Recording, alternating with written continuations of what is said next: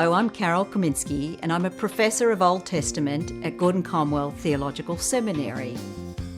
Let me show you a tool that makes it easy to remember the story of redemption as it appears throughout the entire Bible.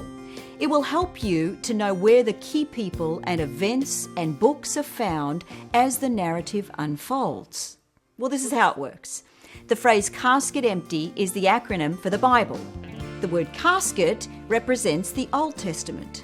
C is for creation, in the opening chapters of Genesis. A is for Abraham and the promises God makes to him and his descendants. S is for Sinai, which includes the giving of the law, the Ten Commandments, and entrance into the land.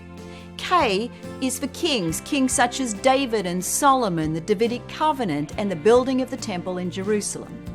E stands for exile, when Jerusalem's destroyed and God's people are brought to Babylon. T stands for temple, when God's people return to Jerusalem and rebuild the temple. Well, the acronym for the New Testament is EMPTY. E stands for expectations, which is the period in between the Old Testament and the New Testament when God's people are waiting for their God to act. M is for Messiah, whose life and whose death and resurrection brings to fulfillment the promises of the Old Testament. P is for Pentecost, when the Spirit comes and salvation extends beyond Jerusalem through the proclamation of the gospel. Well, T is for teachings, when newly begun churches receive letters on matters of doctrine and how they're to live as followers of Jesus.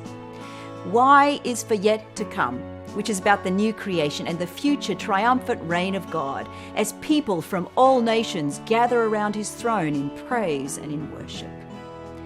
Casket Empty points, therefore, to the resurrection of the Messiah and his empty tomb as the center of the biblical story.